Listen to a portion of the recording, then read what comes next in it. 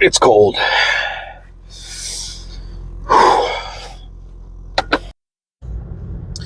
Now, a lot of people have said that the only reason why we think Julius Caesar is so great is because he wanted us to think he was great. And that's true, because these things, like I said, were written by Julius Caesar himself. This book is actually a compilation of a bunch of different books put together that Caesar wrote about his time in Gaul while he was in Gaul doing these things. And each book, or each part of this book, which are each about, I think, like 60 pages each, is pretty much its own story. So I'm just going to be doing book 1, because that's what I just finished, and it's so cool I have to talk about it. So everything I'm about to say is literally in Julius Caesar's own words, and it'll give you an idea of just how detailed he is in his writing. Like, it's amazing that this was written 2,000 years ago. It's really well done. So Caesar starts off by saying he's basically just chilling in his post in Gaul, or Hither Gaul, as he called it, Gaul on this side of the Alps. And he receives word that the Helvetii are planning on migrating. Now, this isn't just some small thing. This is like every last man, woman, and child in this nation, I believe, as he calls it, are going to move, right? And they're trying to get out into Gaul, kind of out towards France. They're trying to travel east. And the Helvetii are trying to figure out where they should go, right? And so they're making tons of preparations because they're really certain about doing this. And one of the things they do is they start stockpiling. They start stockpiling food. They start buying up a bunch of beasts of burden. They start buying up a bunch of carts. And they're growing tons of food. And they're trying to figure out which route to take. They can either go north and then east, but that'll take them into German territory. And nobody wants to be around the Germans because they're pretty much the scariest thing in the world at this point in time. They could go directly east across all the mountains, which nobody wants to do that. Or they could skirt down through Roman territory and make their way over. They decide that going down through Rome is the quickest way to go about it. Unfortunately for them, Julius Caesar is in charge of that region at this point in time. And so the Helvetii do this, and they're so committed that Caesar's, remember, this is Caesar talking about this crap. He says that they burned 12 towns and 400 villages of their own villages, right? Alarm. They burned, 12 of their own towns, 400 of their own villages, all of their fields, right, after they collected all their food. And they basically told each man that he needed to have at least 3 months worth of food for his family. And this was their way, I think, of basically saying, even if you don't agree with us, if you live in our territory, you're not going to live here anymore. You're coming with us, right? It's either that or starve to death. Good luck. And so they start leaving. And Caesar goes up to Geneva. Yes, that Geneva in modern-day Switzerland. That's literally the Helvetii's territory, by the way. It's just modern-day Switzerland. So Caesar goes up to Geneva, and he tells them no, right? He shows up with a legion, and he says, you guys aren't coming down here through Roman territory. I've heard that's what you're trying to do. And they say, no, we're not trying to be bad, right? We just want to migrate peacefully through your territory for a very short period of time, and then we'll be out the other side and into the main bulk of Gaul. And Caesar himself, remember, this is his own words, he says that he tells them, give me about 2.5 weeks to figure it out, and then come back to me on April the 14th. And so they say, okay. But what Caesar does is he just uses that as an opportunity to go back down to Cisalpine Gaul, and he raises like 5 legions, right? He's got like 30,000 men, takes them back up to Geneva, right? He burned this bridge down so that the Helvetii couldn't even cross without building another bridge. And he gets to work. What does he get to work doing? Well, when the Helvetii finally return in mid-April, they find that Caesar has erected a 18-mile wall with a bunch of trenches and now has 30,000 men sitting there. And Caesar basically looks at him and goes, "Ooh, yeah, sorry, I considered it, but no, you're not coming this way." And so the Helvetii are like, well, now what are we going to do? Right? Now they're 2 weeks behind, right? They're eating through all of their food at this point. We could have been halfway to Gaul by now. It's one of those types of situations. And so Caesar's like, job well done. Well, what the Helvetii do is they end up going into a neighboring tribe's territory. I don't know the name of the tribe off the top of my head, but if I did my job right editing, you'll know.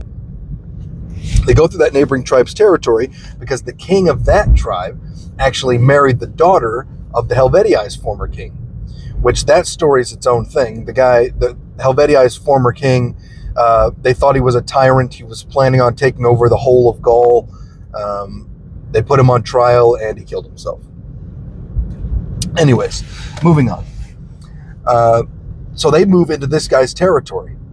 And now Caesar is basically looking for any excuse he can to make himself look better. So any excuse he can have to go to war and to conquer and get himself a triumph, as they were called, which is like a big parade in your honor, which you can only get for winning wars. Caesar's going to take it. And so he sees that these Helvetii are moving up in this area, and he goes, well, they're about to go through the territory of an ally of Rome, and that's going to take them really close to Rome's borders. And sure enough, according to Caesar, the leader of the Aedui comes to Caesar and is like, hey, the Helvetii are in our territory and they are raiding and pillaging everything. Which I believe, I don't think that's Caesar propaganda necessarily. Some people will say it is, but I mean, that's just the way things were back then. That's just how people communicated. Literally everybody was doing it back, So it makes sense that that's what was going to happen. And I think that's part of what Caesar was trying to get at when he's writing about this and sending it to these messages to the Roman people. That's one of the reasons that he says he goes there and why he didn't allow the Helvetii to travel through Roman territory, because they would have done that same thing to Rome. And I think he was right. Even if that wouldn't have happened, that was definitely something to be concerned about in the ancient age. And so Caesar is like, oh no, right? Oh, our allies, we can't leave our allies, hang our allies out to dry. We have to help them. Now the Aedui at this point, in Caesar's own words at least, are the most powerful nation in all of Gaul. According to Caesar, almost every single other tribe in Gaul is paying tribute to the Aedui because they're that powerful. And they're Rome's allies, so that's nice. So Caesar, out of the kindness of his heart, right? Not really, but he shows up and he's going to take out the Helvetii. So he's gunning it to try to find these guys. He's in Aedui territory, and he's got all these, Aedui auxiliarymen with him, cavalry and all that stuff. And he finds the Helvetii crossing a river. I don't remember which river it was, but they're crossing this river, and there are so many Helvetii, right? So many Helvetii, and they're so disorganized in a way that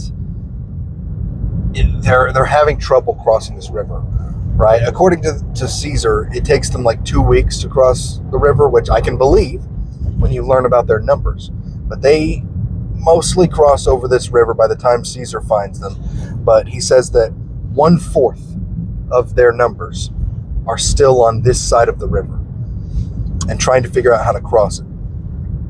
So Caesar basically hauls butt up behind them, sets up his lines, and they don't even get a chance to set up their own lines to fight back. And Caesar kills or captures pretty much every single one of them while they're hundreds of thousands of brethren on the other side of the river just watch helplessly. And so the rest of the Helvetii on the other side of the river are like, well, crap, looks like Rome's here. Let's get the heck out of here.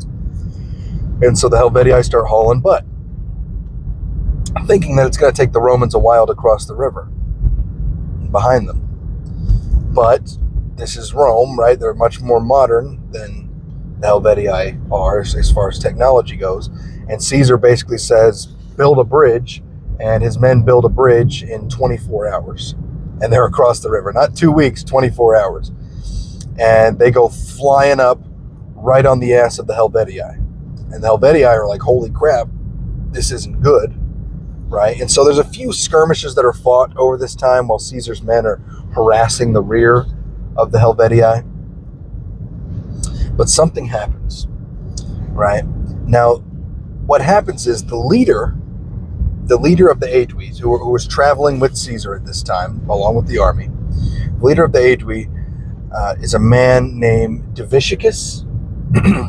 Now, Diviciacus has a younger brother named Dumnatrix or something. I'm just going to call him Dumbass because he was a dumbass. And so for some reason, Caesar keeps asking the Aedui people for food, right? Hey, we're here to save you. We're here to save you, and we need grain, right? Or corn, he calls it. That's what they called, wheat and barley and stuff back in the day. They called it corn. Hey, we need corn. We need all kinds of stuff, right? We're hungry. We need livestock, all that. And the Aedui people keep saying, look, dude, it's early summer. Nothing's grown yet, right? We're waiting on it ourselves, and the Helvetii have been raiding all of our territory. We just don't have it. We're sorry. And so Caesar's getting closer and closer to the day that he needs to give food to his men. His men aren't starving yet. They're still eating their rations, but they're about to run out of rations, and Caesar owes them food. So Caesar calls all of his VIPs that are traveling with him into his tent, and he basically asks them, what's going on? Where's my food? And they all end up pointing their fingers at Dumbass, right? The little brother of the leader of the Aedui. And so Caesar does some more investigating, asks a bunch of people what they're talking about, gets a bunch of evidence, and brings it to Diviciacus, right? Dumbass's older brother. And he tells Diviciacus, look, literally everyone is telling me that your little brother has been telling all of your people to not give me food, right? Apparently your little brother has been telling people, basically saying like, oh, the Helvetii, sure, they're raiding our lands, but at least they're just passing through. The Romans, you think they're going to leave, right? You think they're going to leave when they come here? We don't need to help them. We shouldn't help them at all, right? That's what your little brother's been saying, according to literally everyone. And so Diviciacus basically literally by description, falls to his knees and starts crying and begging. He's like, please, don't kill my brother. Don't ask me to kill my brother. Don't ask me to put him in jail because I'm not going to do it. Gives a really good argument about how much he loves his brother. He's not going to kill his brother, and you need me, right? You need my auxiliaries, right? But he says it in a really tactful way where it's like, we're friends, please have mercy, blah, blah, blah, all this stuff. That makes it sound like he's begging. And Caesar likes that. And so Caesar's like, all right, I'll give your brother another chance. Gives the brother another chance. But that doesn't change the fact that Caesar's men still need food, and they officially run out of food. And they still haven't caught the Helvetii yet. So Caesar's like, well, shit. He has to turn his men around and go to the nearest town to try to find food. For whatever reason, I don't know why. Even Caesar says, I have no idea why they fucking did this. It was the stupidest thing they could have done, right?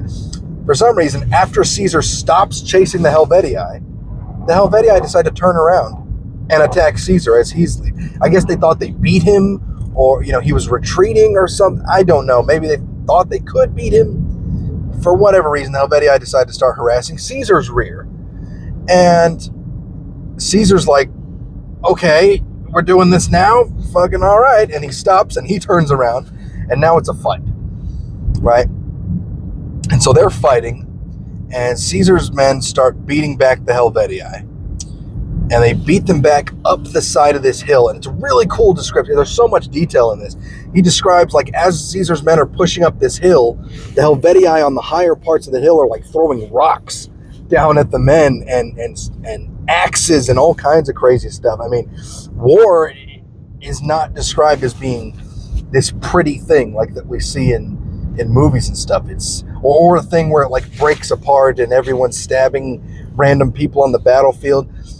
Caesar describes war as being like a really methodical thing, but it's also really chaotic for the people in the back that aren't the ones doing the stabbing because they're always throwing crap over the heads of their buddies at the other side. But as they're going up this hill, there's stuff raining down on top of Caesar's men, and then the rest of the Helvetii come up over the crest of the hill and start pushing back. But Caesar's men, Rome, prevails, and they kill or capture everyone, right? Or almost everyone. It also says that a bunch of Helvetii melted into the surrounding woods and disappeared. But most of the Helvetii are captured or killed. Now, Caesar says that he finds a ledger, and I believe this ledger. Some people will straight up just say Caesar's a liar without any evidence to the contrary, other than saying, oh, it's in his best interest to make himself look better. I don't think he's lying, especially when you do the math on these things. I think it adds up right. I think it's correct, right? But Caesar says he finds a ledger among the Helvetii's things that describes exactly how many people were traveling with them, right? And he says the ledger claims essentially that there were about, I think, 368,000 Helvetii. Almost 400,000 Helvetii. Now, the reason why, one of the things that makes me really want to believe this is the number of fighting men in the group, right? Because if you do the math on a almost perfect population pyramid, about 1 out of every 4 people, about 25% of a population in a good population pyramid, are going to be fighting age males from the ages of 15 to 55, right? And Caesar, right, so about 1/4. They have almost 400,000 people in this army, and Caesar says that according to the ledger and their own count, the Helvetii had about 92,000 fighting men, or about 110,000 fighting men, right? That's almost 1/4 exactly, and I think that math adds up really well, right? I think that math adds up really well. That's stuff that I use for my own writing. Right? And I've been doing this for 2 years at this point. So when I read this and I saw those numbers, I was like, wait a minute. That's exactly right. That's exactly what the demographics would be. That's really cool. Anyways, so Caesar's defeated the Helvetii. And he's like, all right, cool. I won the war. Caesar won a triumph, right? So now he's going to get a triumph. But he's chilling now, right? Because now it's time to kind of rebuild. But unfortunately, something has happened while all of this was going down. And that sees the first villain of this story get introduced. So what happened while all of this was going down in a different part of Gaul is this. Caesar is hanging out after the war. And a bunch of Gallic leaders, a bunch of these leaders of different Gallic tribes, come to Caesar, and they're all praising him. You're so great, Caesar. You're so beautiful. You're so wonderful. Once again, I don't think Caesar's lying about that because it's within their best interest to do that, right? Of course they're going to do that. That's how people are. If they want to survive and they want the good graces of Rome. But one of these people that come to him basically say, here's what happened, right? Back whenever you were consul, about the year 61 BC, this man came across the border from Germany, right? A German man came across the border from Germany. And his name is Ariovistus. Ariovistus came into our territory. I'll show you right now which territory that is. I think it's the same one that the Helvetii were staying in. But he came across into our territory. And he brought with him like 150,000 Germans and settled in our territory, right? We thought he was going to be nice, But then he basically showed up and said, we want everything, and is trying to take over the whole of our territory and kick all of our people out. He took a bunch of hostages from other Gallic tribes, right, including your own allies, the Aedui, took hostages from them, which taking hostages during that time is basically like, it's like Game of Thrones, right? Like, think Theon Greyjoy. It's basically like saying, send me some of your sons and daughters, and I won't fight a war against you. So Ariovistus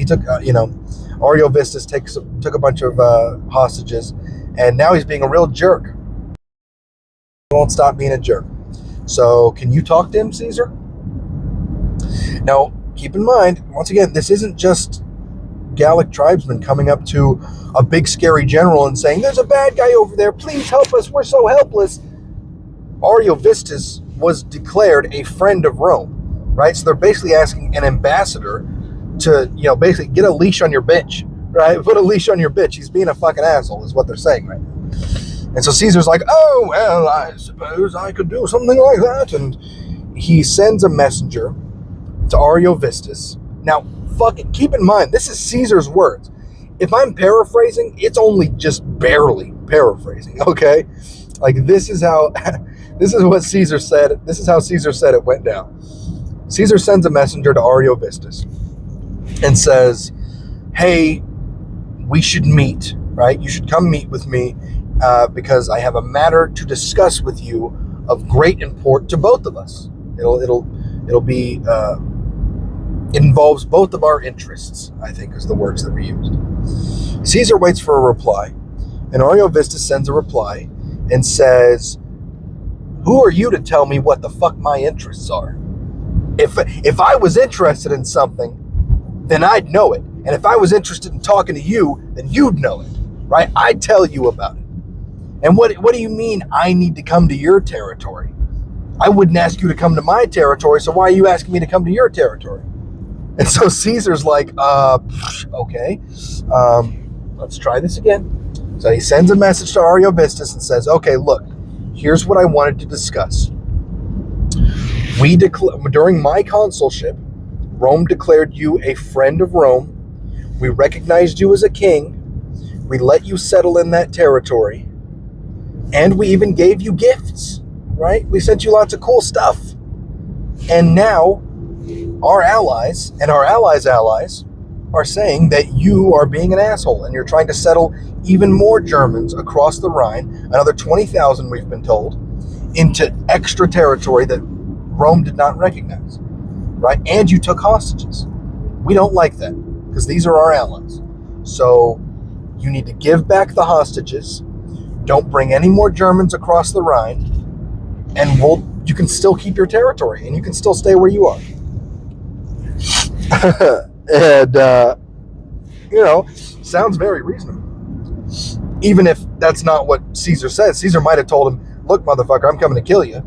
Right? But that's what Caesar said that he told the guy. And I think I might believe him because it's a cool story and I want to believe it. And so Ariovistus replies, don't tell me how to conquer and I won't tell Rome how to conquer. And Caesar goes, okay. Do you want to play rough? Okay, mate. And I think he gets an extra legion, right? So he's up to like 40,000 men now. And he starts gunning it towards Ariovistus' territory. And Ariovistus is planning on settling this territory, so he's already got an army built up. And he's gunning it in the other direction towards Caesar. So they both know that this one town is extremely important. I'll show you now, and I'll show you where it is in the modern day, just so you have an idea of where this is taking place at. And Caesar manages to get there first. And Ariovistus shows up and he's pissed. He's like, come on. So Ariovistus sets up camp. And he tells Caesar, all right, now you're not in your territory anymore. I'm not in my territory anymore. We should talk. Right? Now we can talk. So we'll meet at this place. But I have a few conditions, right? No foot soldiers. Only bring cavalry with us. And when we get there, it'll just be you and me talking. And so some people think that the reason why Ariovistus said only cavalry is because Ariovistus knew a lot about Rome. Right? He even knew the politics that were going on in Rome. And one of the things that he said to Caesar was basically like, if I cut your fucking head off, there's going to be a lot of people in Rome that'll still consider me a friend, right?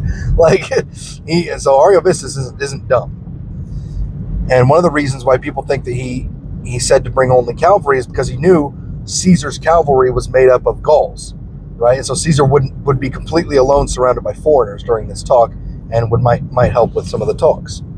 So what Caesar does is he says, yeah, fuck that.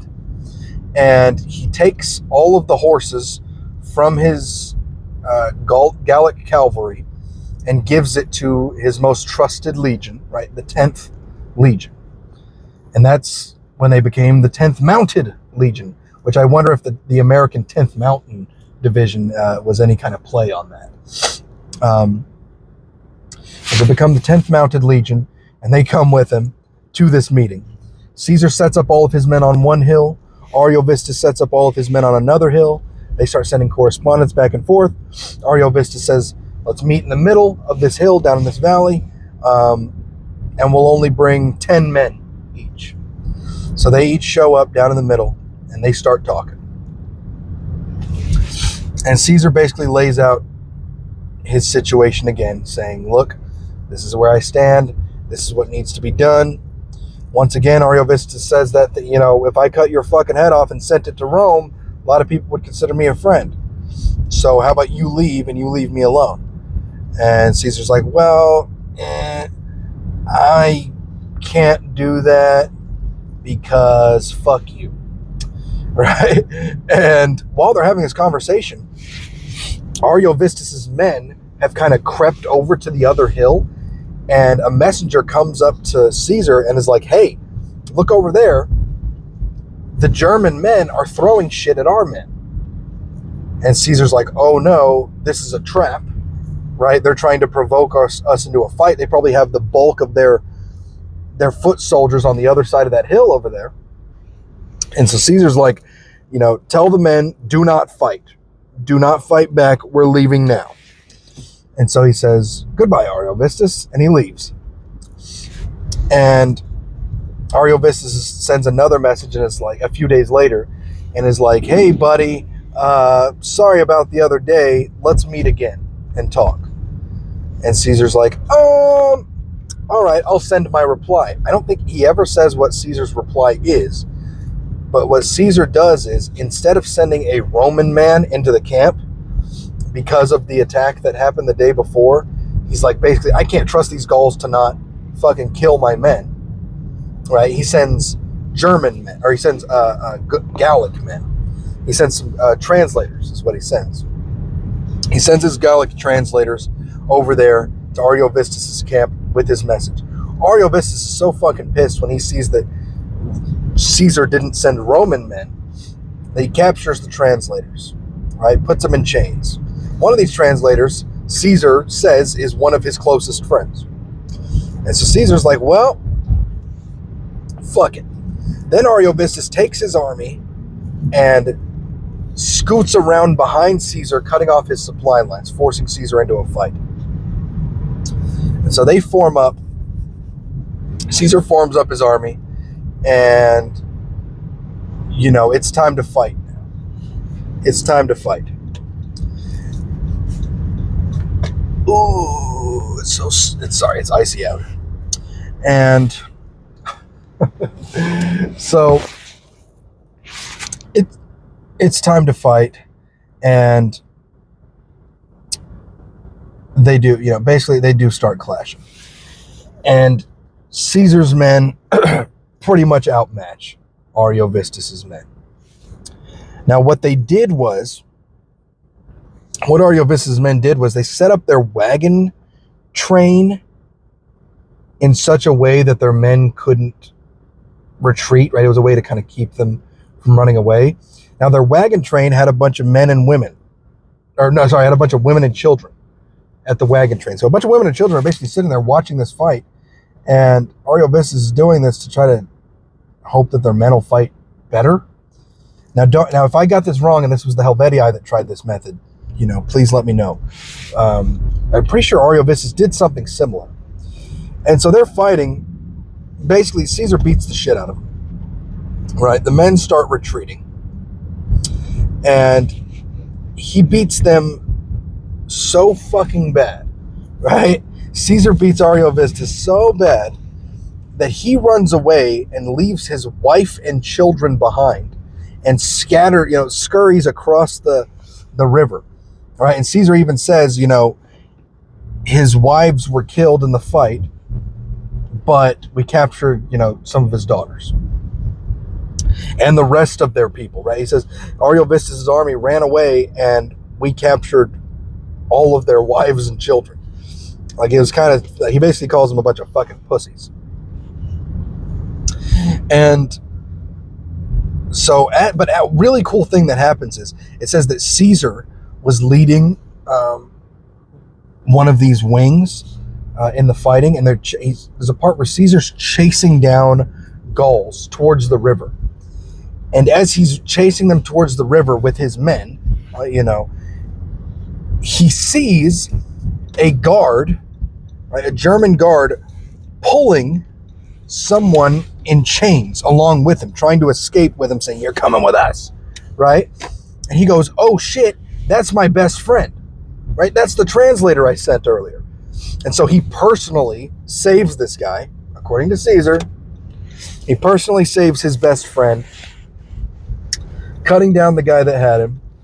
And Caesar literally says in the book that saving this guy was his proudest achievement, right? That he was he was just as proud of being able to personally save his friend.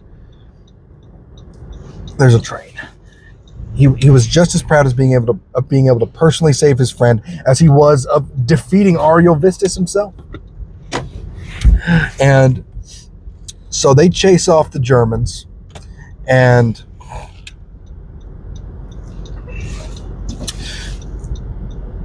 they have a bunch of slaves now, right?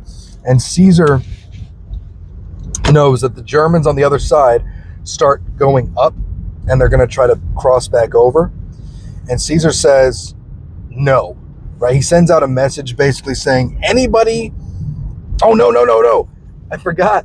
As soon as Ariovistus gets back in his own homeland, there's another group of Germans there that are like, "You motherfucker, I remember you." And they start beating Ariovistus' ass as he's running away still. So it wasn't even over when he got across the river. He just kept fucking running, right? People were still trying to kill his bitch ass.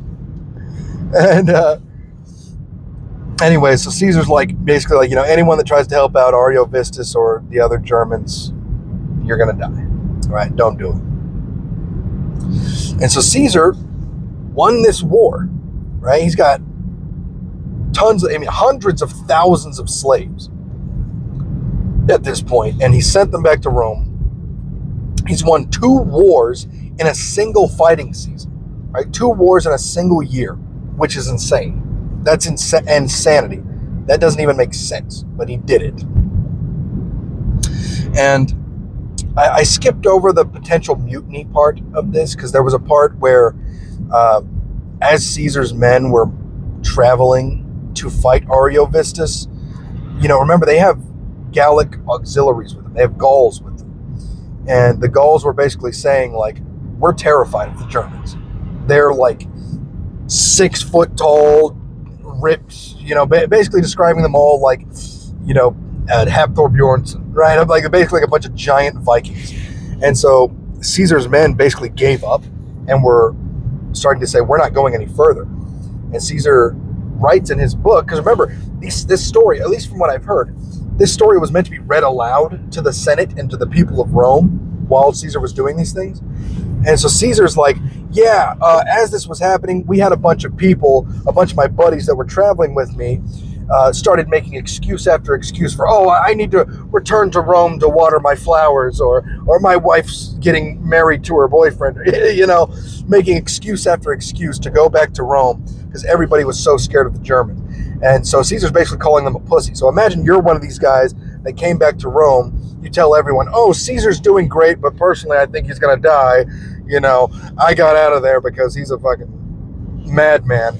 And then you get this book read aloud saying, John Smith is a fat fucking pussy, and we ended up beating the shit out of the Germans. And if he went home and said that he did it because he had to water his flowers, he's a fucking liar. Right? Imagine sitting there in the Senate and hearing that. That's crazy. But anyway, Caesar ended up basically calling his men a bunch of pussies and saying, I'll take my 10th legion that are my favorite, and I'll go fight Ariovistus by myself if the rest of you pussies want to go home. Shamed them. They ended up going and beating Ariovistus. And so Caesar ends up saying something at that point. He ends the book on a really interesting note, which I'll read aloud right now. But I'll actually have to read it on audio. So this is what Caesar says to end this first book. Caesar, having concluded 2 very important wars in one campaign, conducted his army into winter quarters among the Sequani, a little earlier than the season of the year required. He appointed Labienus over the winter quarters and set out in person for hither Gaul to hold the assizes. And I love that, right? I absolutely love that, because if you're in the army, if you've ever been in the military, you know that feeling that his soldiers must have felt when he says they bedded down early, that they wintered early, right? That's basically the equivalent of like being in a field op that's supposed to last a month and a half, and then commander comes up and says, hey, Index, we're going home a week early, right? Like, I know Caesar's soldiers were like, fuck yeah, it's still kind of warm out. We're going to be able to build our winter quarters early. We're going to be drinking. We're going to be sleeping in warm beds. You know, we're going to do a little guard duty, a little drill, and we're just going to chill all winter. That's going to be awesome. We just won 2 fucking wars. We're going to go home rich because we have a bunch of slaves. This is awesome. This is great. Anyway, I just love that. I love that feeling. How I just love how Caesar describes everything. There's so much detail in what he wrote. Keep in mind, he wrote this whole story in like 60 pages, right? But yeah, that's the Gallic Wars by Julius Caesar, book 1 or part 1, and there's 8 parts. Oh man, my allergies. It's snowing out. Why are my allergies going crazy? I loved it. I thought it was awesome. I'm going to go ahead and keep reading the rest. But yeah, that was great. I'm finally at work now. This is like a 40-minute long video. I had to drive super slow to get to work because there's tons of snow on the ground. But yeah, thanks for watching. Adios.